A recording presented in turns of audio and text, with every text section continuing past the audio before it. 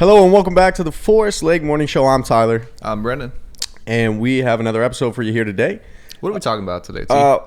Well, first, it feels good to be back. Are you feeling good? Hey, welcome back. Yes. Welcome back. Thank you.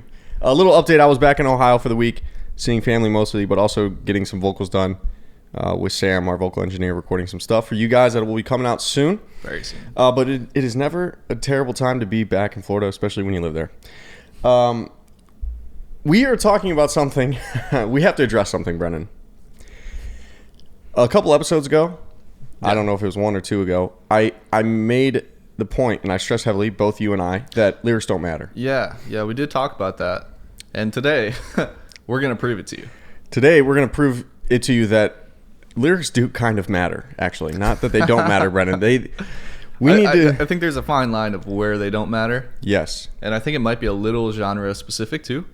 But you want to dive into it? Yeah. Okay, so the reason we have to address this is because there is some breaking news in the music industry. A number of things we will be talking about today, but the first thing we need to address is Megan Thee Stallion has released a song called Pressurelicious featuring Future, who isn't necessarily a terrible rapper, and I'll let you speak on that with the Serbian Ghanea mix.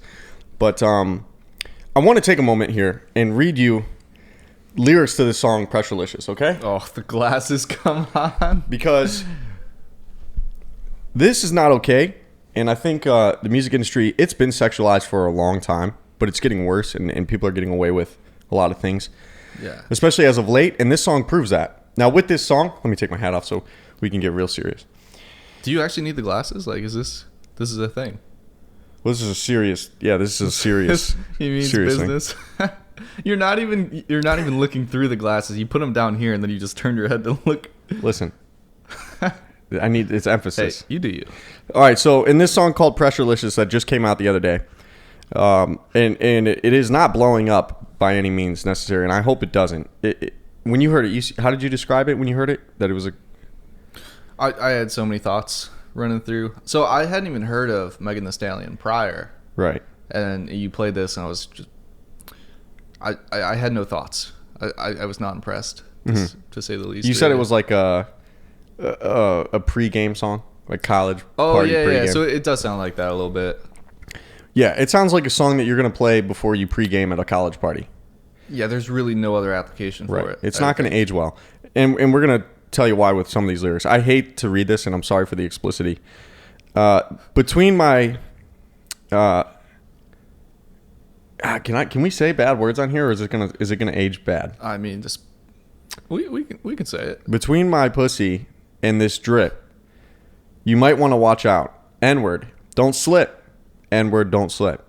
I'm talking about tight. I'm talking about grip. Hey, I'm stacking on mode. The blood and the crip. The blood and the crip. Hey. N-words admire the way that I'm built. Might let him spank it and give me a whip. Spank it and give me a whip. I ain't doing nothing extra. This is strictly for my pleasure. She does that thing where she goes, like that's a Megan thing. She'll like... Is that like her... It's her signature thing. Okay. At least what I've noticed from her songs. It's kind of weird. This is where Future comes in. Now, Future... Let me just read this, and then I'll let Brendan explain why Future is not bad. It may not be Future, but maybe who he works with. Yeah, I don't mind Future. But I think this song's a little different. Right. And this is the Future verse. I'm putting it down on an Adderall. Went for 2 hours on an Adderall. Went for 3 hours on an Adderall. Hit it 4 hours on an Adderall. Piping it up on an Adderall. Knocking you off on an Adderall. Pussy so good I need it. 5 a.m, I need it. Knocking the bed off the hinges. Get in your mouth like a dentist. Real, I belong in the Guinness. Pressure, she good for the image. I put her in vintage. I'm taking care of business. Drop bag, hit it different. And that's just where I'm going to stop right now. Yeah, I mean, that's just bulletproof lyrics right there. You can't go wrong.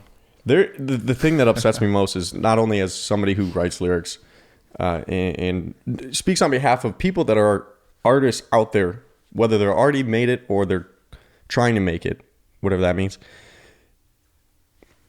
Why is this able to get released and people will listen to this?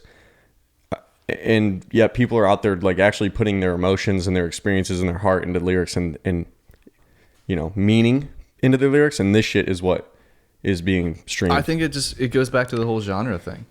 I think the lyrics kind of tie to that genre, and if it's more like rap or trap or you're not going to have those hardcore like sentimental lyrics. Right.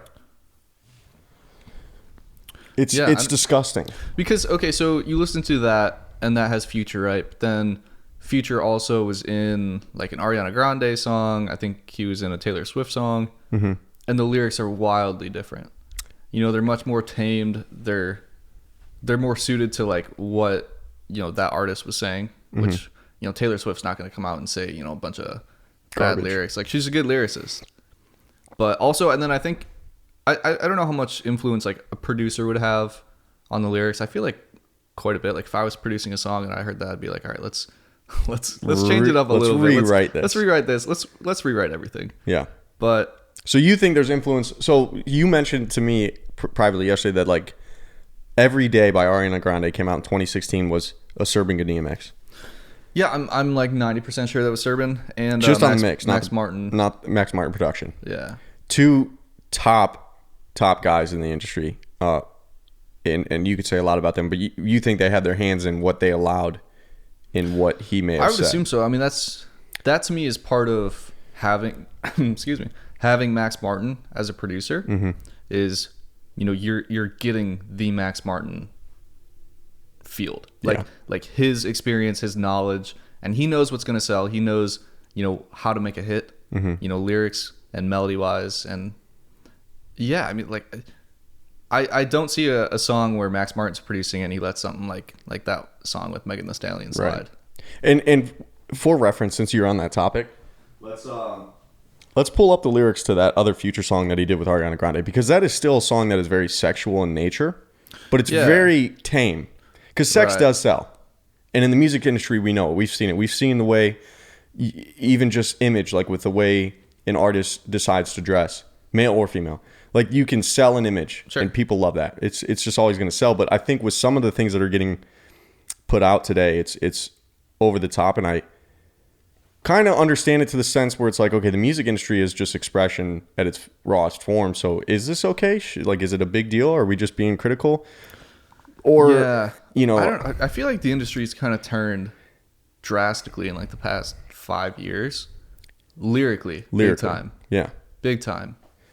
Yeah. Like with the release of, everybody knows the song WAP by Cardi B. And Megan Thee Stallion. We're going to get into WAP. Is she on that song?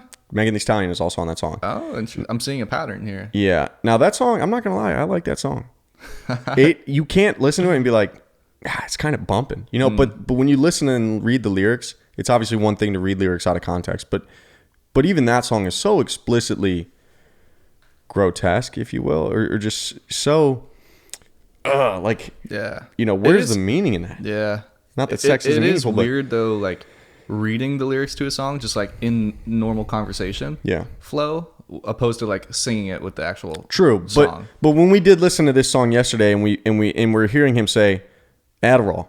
like there's no substance in there, and I guess maybe if you're getting drunk and you're at college pre-gaming and you throw this in your playlist, you're gonna like it. But this won't age well, and that's where my biggest issue is you're not writing music that's gonna sound good in 10, 15 years, and that's the music I like, and that should be the music that we're proud to listen to or proud to put out there. I think that's something too. I mean, not to get sidetracked from that. No, go ahead. The lyrics, but like something that we're trying to focus on with this new album that we're putting out is how will it age?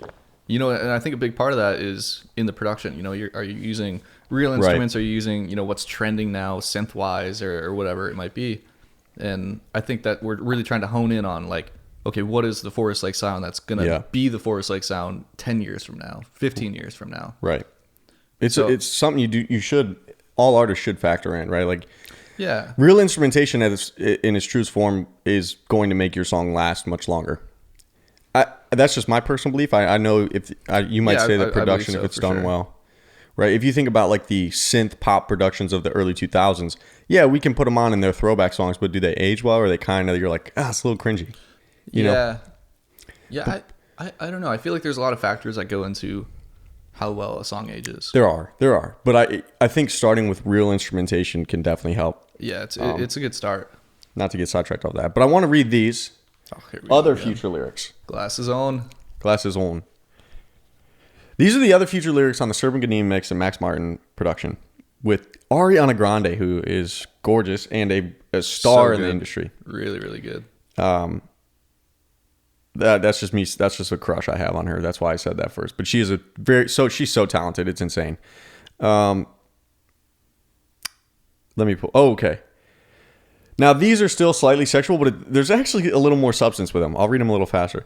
I put that work on you every day. When the night fall till the sun come, you don't fell in love with a bad guy. I don't compromise my passion. It's not what you do for me. I'm doing the same for you. That's cute, right?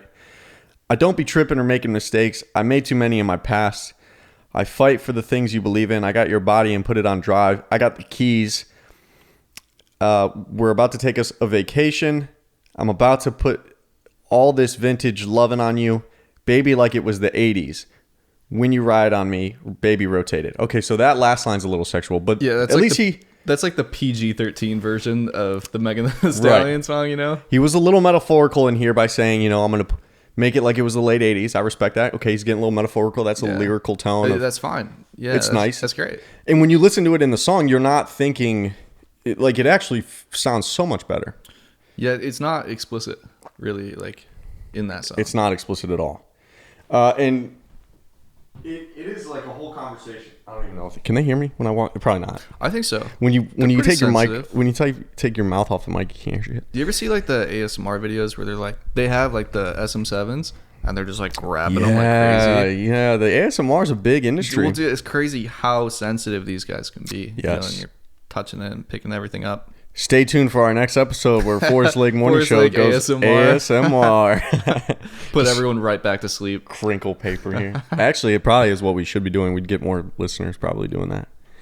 We gotta stay true, man. Not to keep going on this tangent, but I will say that AMSR stuff's pretty interesting. Like when you listen to it, it is there. It's like there, and I've talked to my sister about it. She's said the same thing. Well, dude, like so you do that. You put in some like noise cancellation headphones, and it's kind of like a mind trip.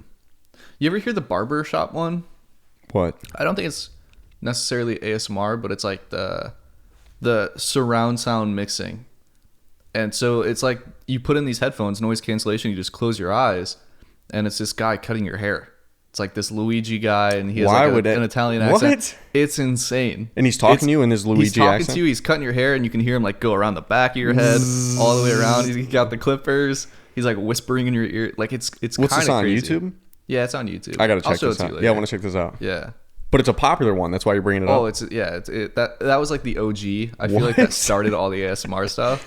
Yo, it's been around for a while. The internet's wild because this also reminds me of the stuff where you see on social media. There's like people who take like a sponge and they just cut it in half, and you watch it like just separate in the coolest way. Like the satisfying. Yeah, videos. or they'll take like a thing of sand, like clumpy play sand, and they'll just like squeeze it, and you're like, oh my god, that is so sad. The satisfying videos. So the big one is like the hydraulic press. Yeah, they just crush random thing like a bowling ball. And humans are weird. Why are we so weird? Like some we just watch this shit. Like you're curious, like, hey, how's that bowling ball gonna split? You know? Or it's the mystery of thinking, will it split?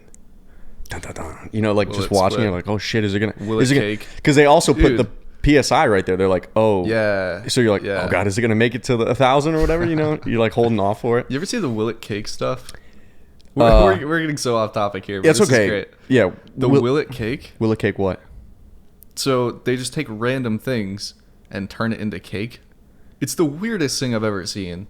I don't know how this is popular, but it's a whole show. Is it called? Isn't there one called Cake or Fake where they?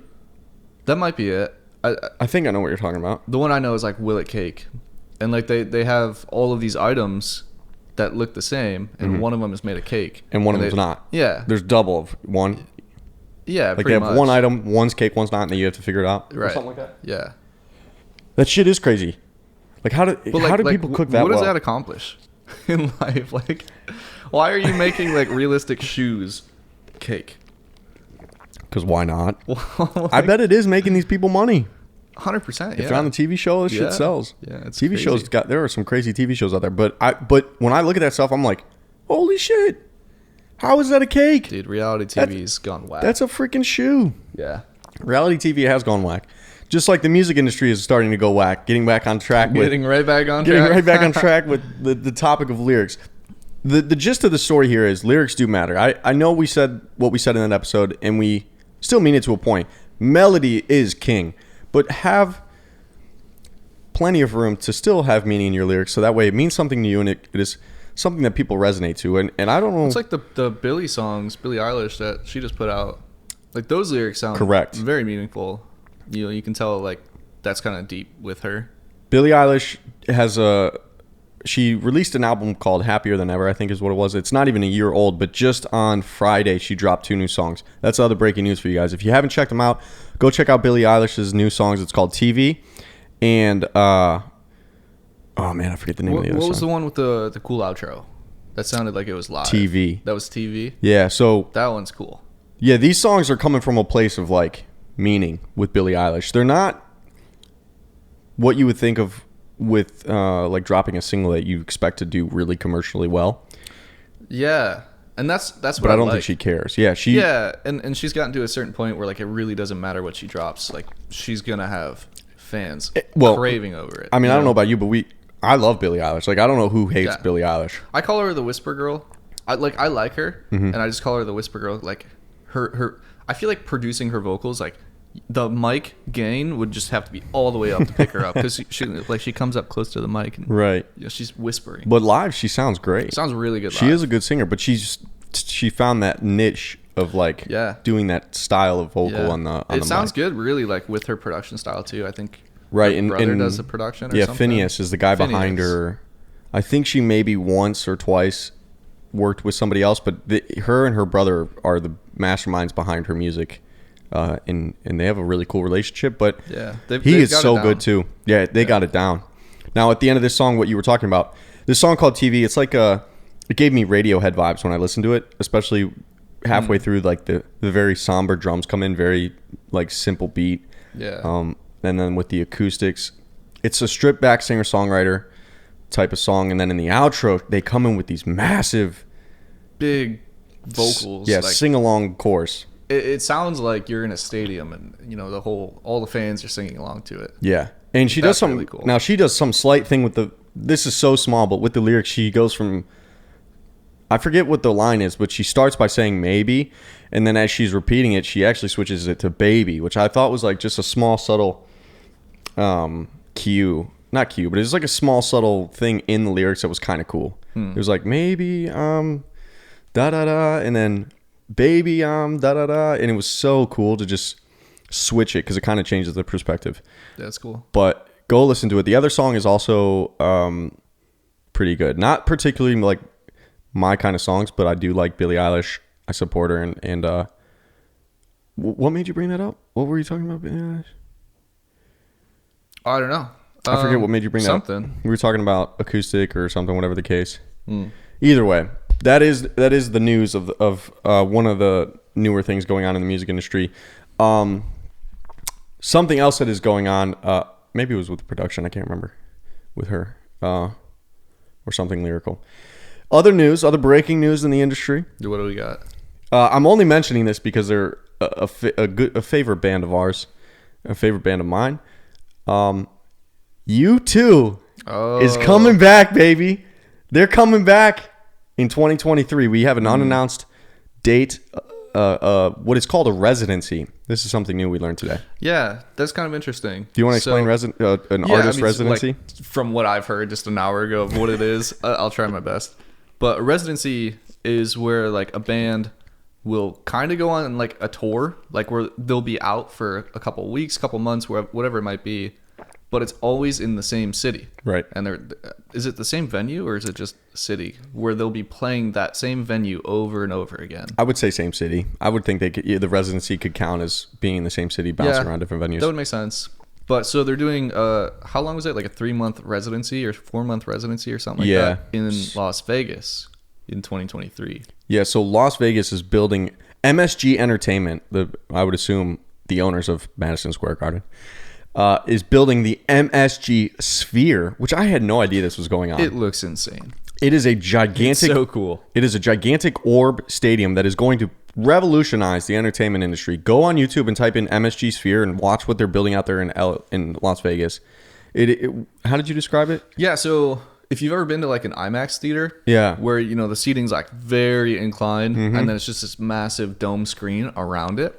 That's what it is. But there's a stage down there. There's a stage at the bottom, And but it's crazy. It looks like they can control the entire environment of the sphere inside. Yeah, so everything about it. And what's cool with like those dome theaters is like the speakers.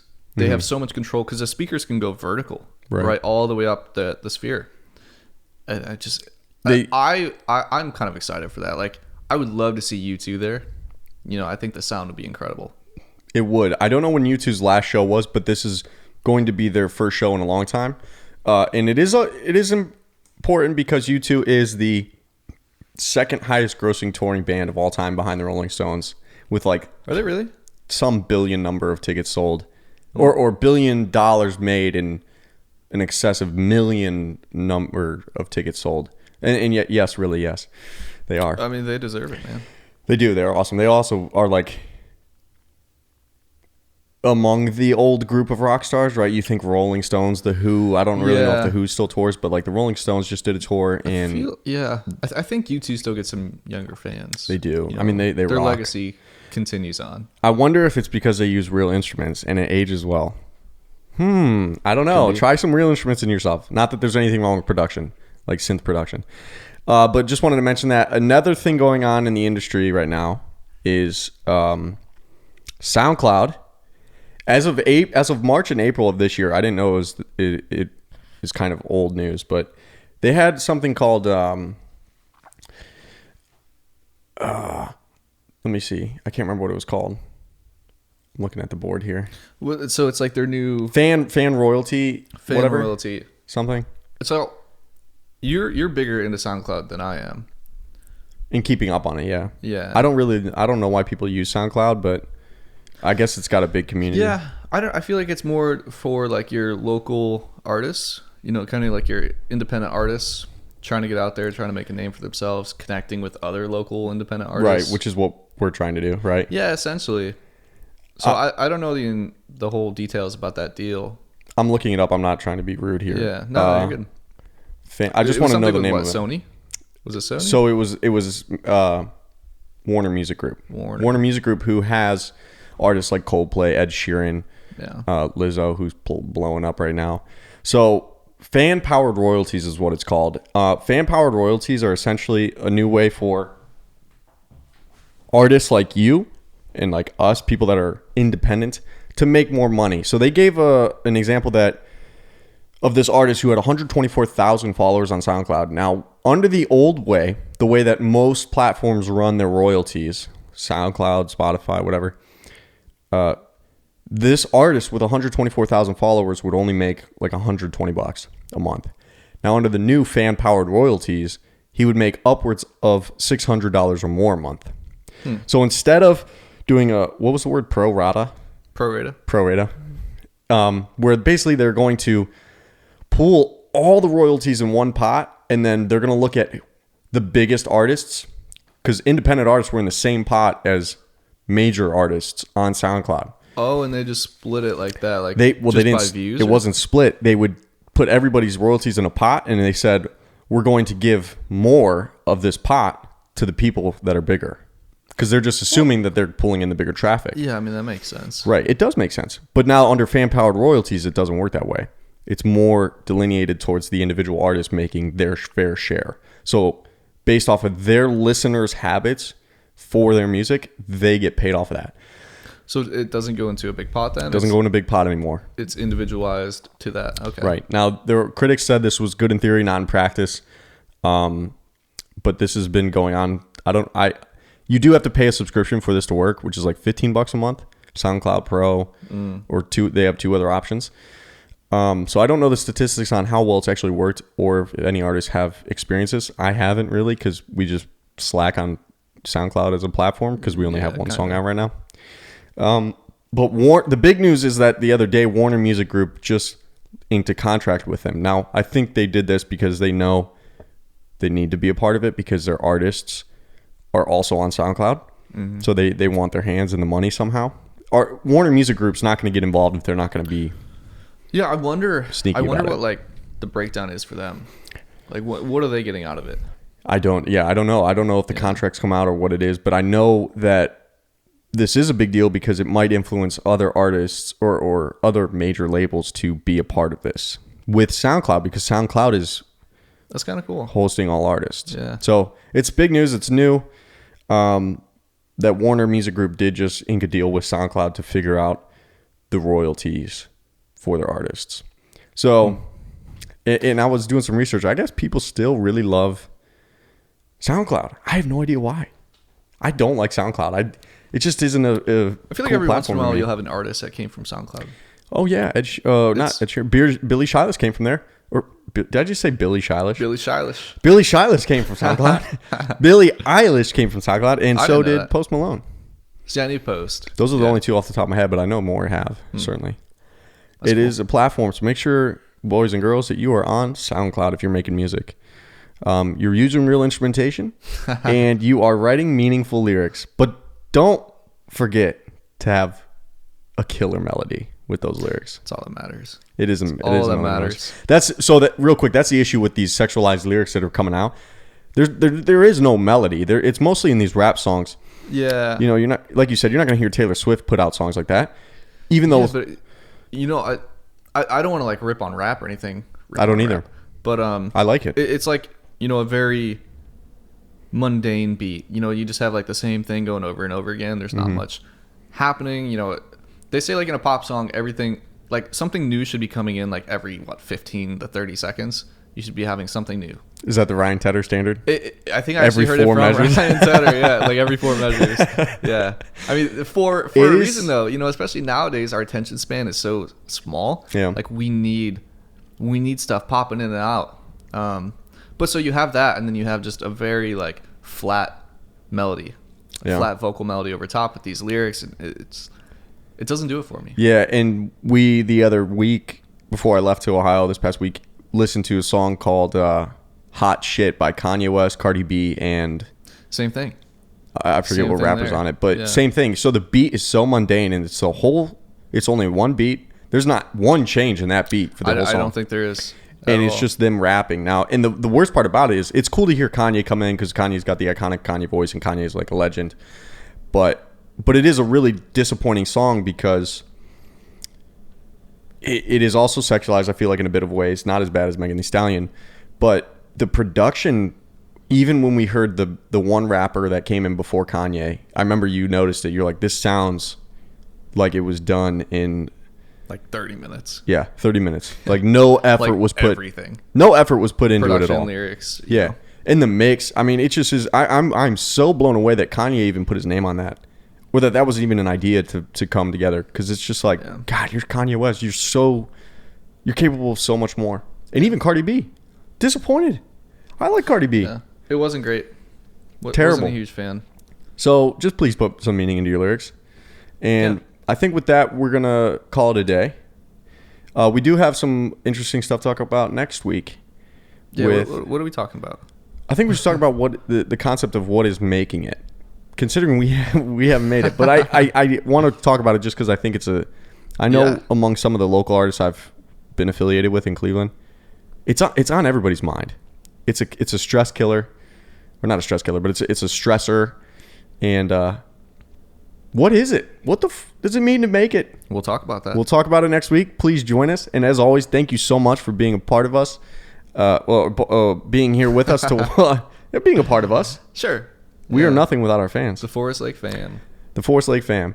Thank you so much for watching, tuning in. We will see you next week. See ya.